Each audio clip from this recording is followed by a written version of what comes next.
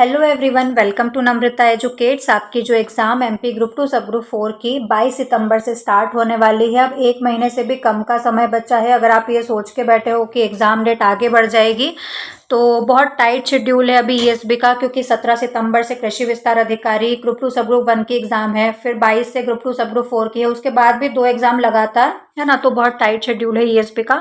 तो बहुत ही कम चांसेस है कि आपकी जो एग्ज़ाम है वो आगे बढ़े। हाँ, इतना ज़रूर हो सकता है कि जैसे 17 से आपकी कृषि विस्तार अधिकारी की एग्ज़ाम स्टार्ट है, तो वो अगर थोड़े ज़्यादा दिन चलती है तो वो 22 तारीख से 2-4 दिन थोड़ा आगे बढ़ सकती है, ज़्यादा से ज़्यादा 1 वीक। इससे ज़्यादा तो बिल्कुल आगे नहीं बढ़ेगी आपकी एग्ज़ाम।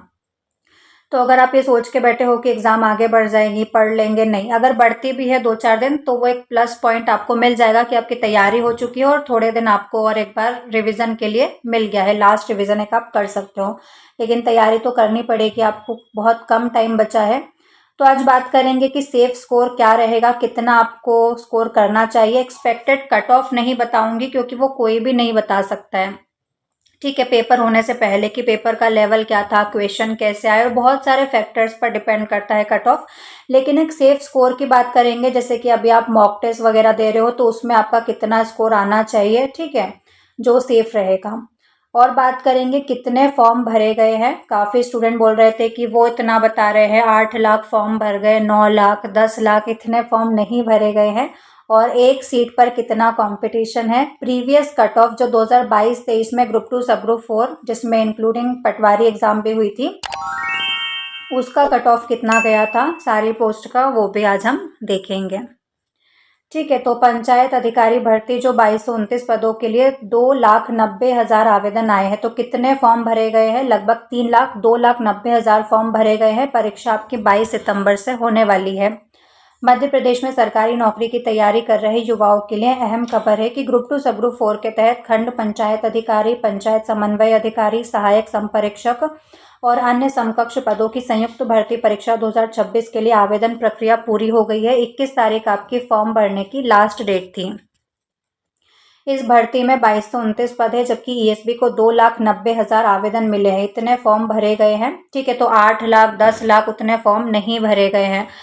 और इस लिहाज से एक पद के लिए इस बार औसतन 130 उम्मीदवारों के बीच मुकाबला होगा। तो एक सीट के लिए कितना कंपटीशन है? 130 उम्मीदवारों के बीच में, ठीक है, रहने वाला है कंपटीशन।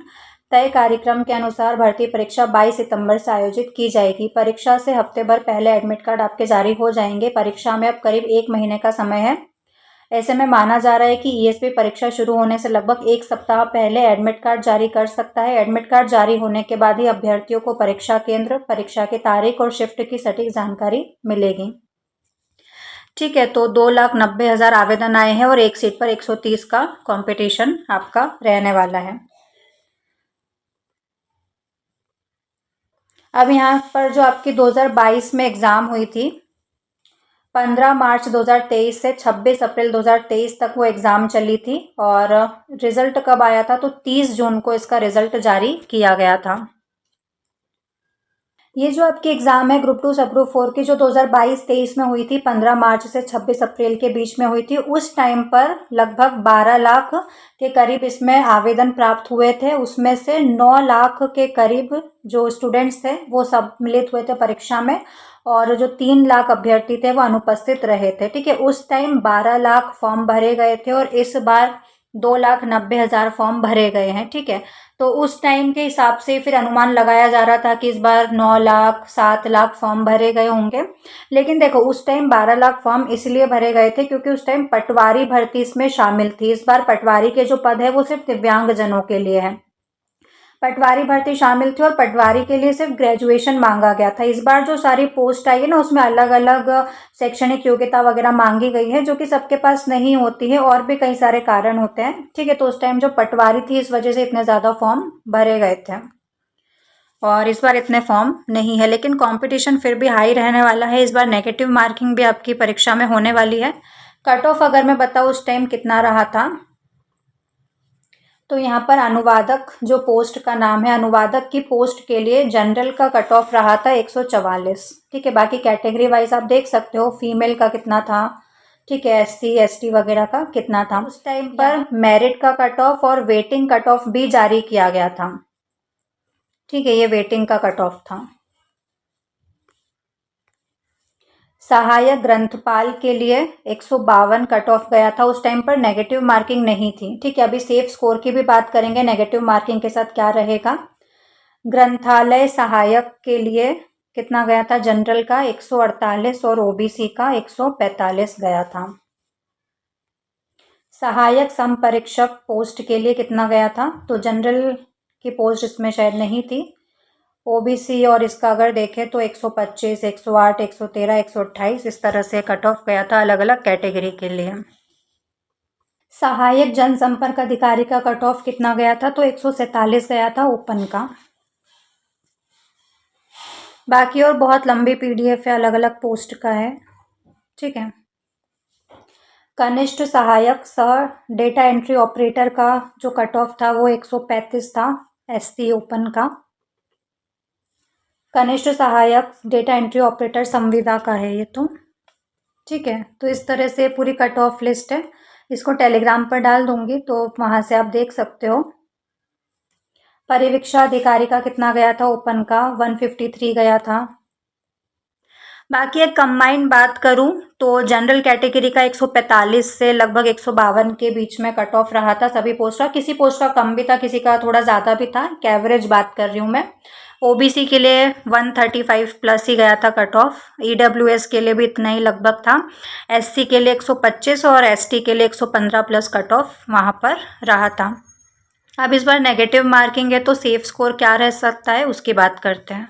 ये जो पेपर है आपका वो 200 नंबर का होगा। 200 नंबर के 200 प्रश्न आपसे पूछे जाएंगे।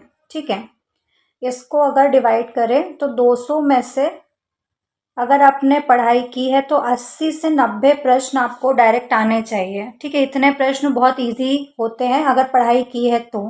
ठीक है, जो जिसने पढ़ाई की है, अच्छे से सिलेबस को कंप्लीट किया है, उसके लिए इजी रहेंगे इतने प्रश्न। लगभग 50 प्रश्न मॉडरेट लेवल के रहेंगे। ठीक है, थोड़ा सा आपको उसमें डीप में पूछे जाएंगे, कंसेप्चुअल क्वेश्चन होंगे, डायरेक्ट क्वेश्चन नहीं होंगे, थोड़ा सा आपको सोचना पड़ेगा उस टॉपिक के बारे में। अगर आपने पढ़ाई की है तो ये भी आपसे बन जाएंगे और ये आपके सही होने चाहिए।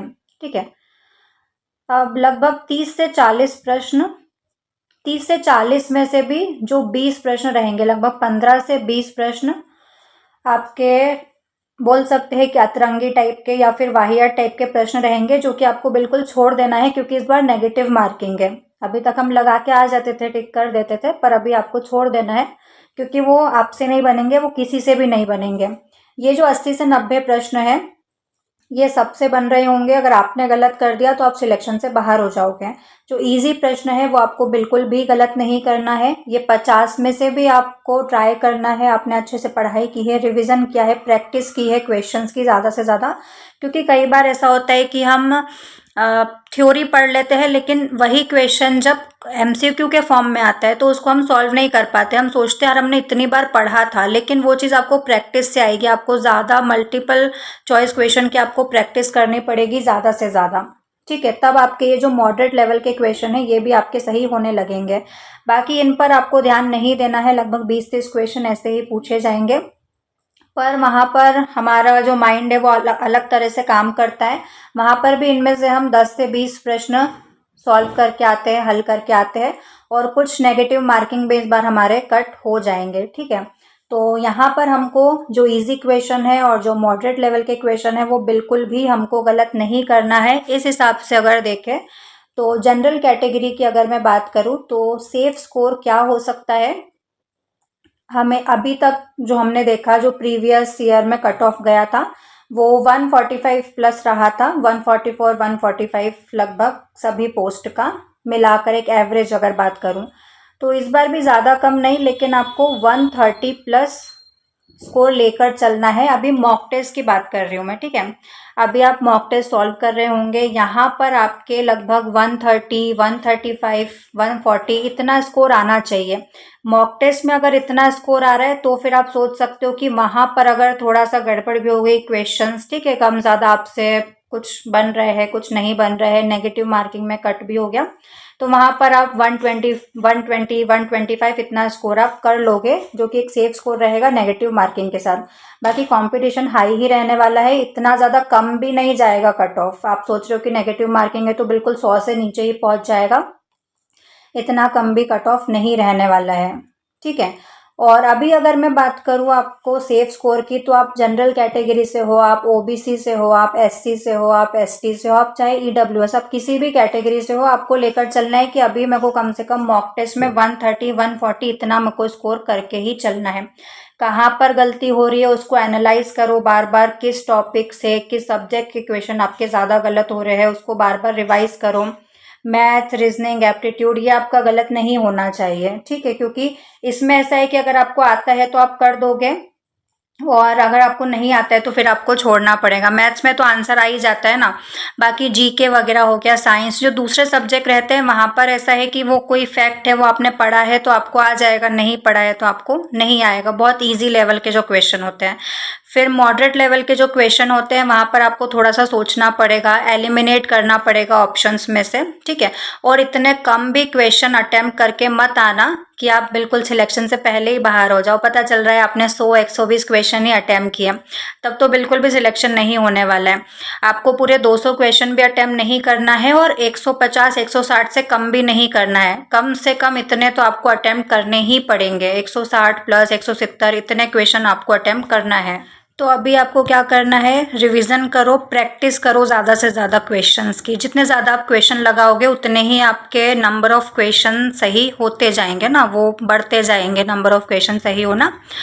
तो ज़्यादा से ज़्यादा क्वेश्चंस की प्रैक्टिस करनी है आपको। तो वहाँ से आपको एलिमिनेट करना आएगा ऑप्शंस को कि सही ऑप्शन तक कैसे पहुँचना है। मॉक टेस्ट आप दे रहे हो तो उसको एनालाइज करना है आपको ज़रूर से कि कौन से टॉपिक से आपके क्वेश्चन क्यों गलत हो गए, आते हुए गलत हो गए, तो रिविज़न की कमी है, प्रैक्टिस की कमी है। तो इस तरह से ये सेफ स्कोर रहेगा जो कि मैंने बता दिया है।